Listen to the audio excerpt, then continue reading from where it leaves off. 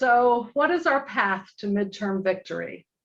More than ever, we need to focus our time, energy, and money on races that matter, ones that are close but winnable, ones that can change the balance of power. In these days of extreme polarization, fewer seats for federal office are competitive at all. That means it comes down to just a handful of close races that will determine whether we have access to abortion, fair election administration, support for working families. And at the very heart of this is our commitment to election integrity, since that is the core of our whole democratic system. We know that that is where many of you have told us you most want to work. What we do in 2022 will lay the groundwork for the races in 2024. We need to keep that in mind as we fight for candidates dedicated to fair elections. Crinson Goes Blue is a pragmatic, pro-democracy group. The stakes are high, so in close races where the outcome will make a difference, we work for any nominee with a D after their name. As one of our members shared with me the other day, your vote is not a Valentine. You aren't confessing your love for the candidate. It's a chess move to get the world you want to live in. So where are we working? We first identified the states most critical for holding on to the US Senate: Arizona, Georgia, New Hampshire, Nevada, Pennsylvania, North Carolina, and Wisconsin. We also identified the states most threatened by election sabotage from Republicans' Stop the Steal election deniers. Our focus will be on Arizona, Georgia, Pennsylvania, Michigan, and Wisconsin. Combining these target states with where our members live, we created several CGB state-based action teams. I'm going to take you now to the new ACT page of our newly updated website. Huge thanks to super volunteers Ronnie Levinson and Helen Fairman. On this page, you will see our strategy, little Pete Buttigieg, and you will see our teams. If you want to work in a particular target state, we have a team for you. If there is a particular way you want to be involved, postcarding and letter writing, phone banking, voter registration, fundraising for candidates and grassroots groups, and our most popular, voter protection and election integrity, we have a team for you.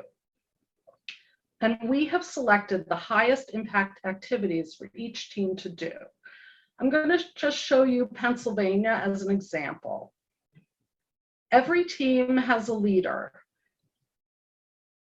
and that leader can help you get started.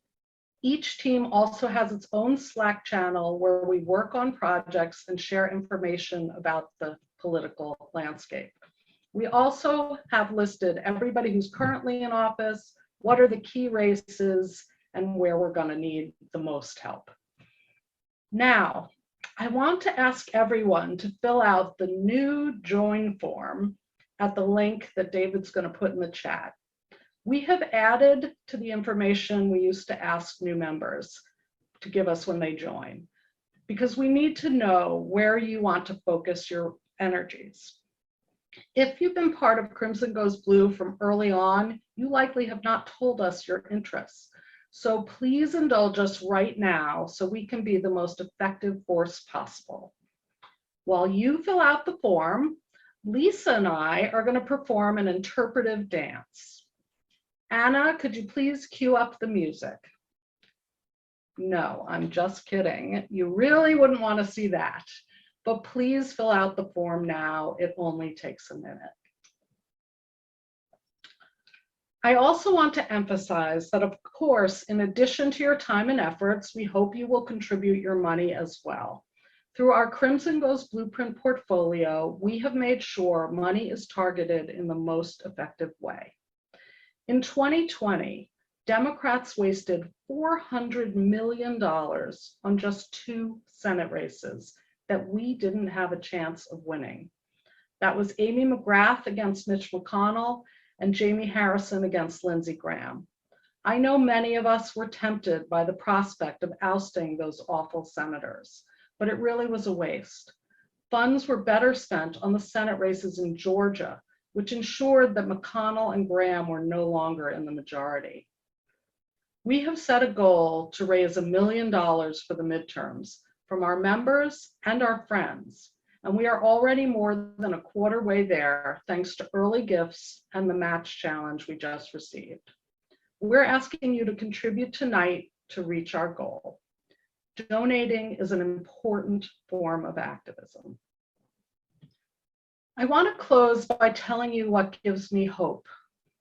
I think this is going to be a midterm like no other. I see the spirit of the resistance coming back.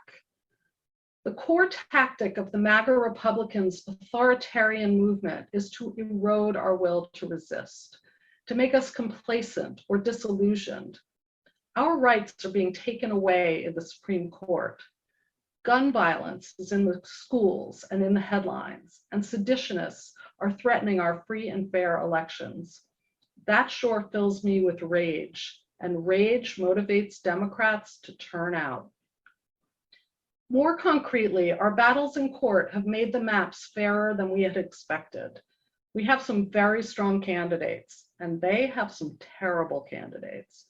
This especially matters in Senate races. We've had a few breaks.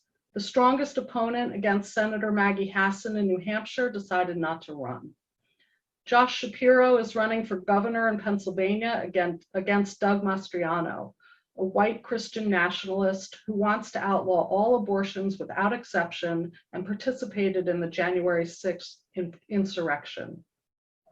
The Republican Party is not happy about him.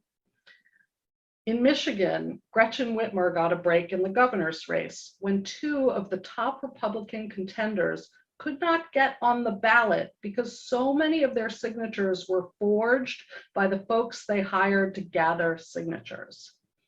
And they're going to have trouble using some of their usual tactics, like painting Senator Raphael Warnock from Georgia as the angry Black man, when their candidate is domestic abuser Herschel Walker. The likelihood that Roe v. Wade is about to be overturned has made abortion a key issue in this election.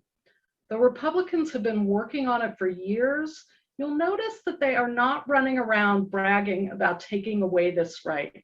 It's a loser for them and a motivator for Democrats because it heightens the importance of holding on to the Senate. There's a lot of disarray in the Republican Party, and the public hearings by the January 6th committee begin tomorrow. Whether or not Trump is on the ballot, the MAGA faction is. We need to save our country from them. Let's say yes to our democracy. Let's play our A game, no regrets.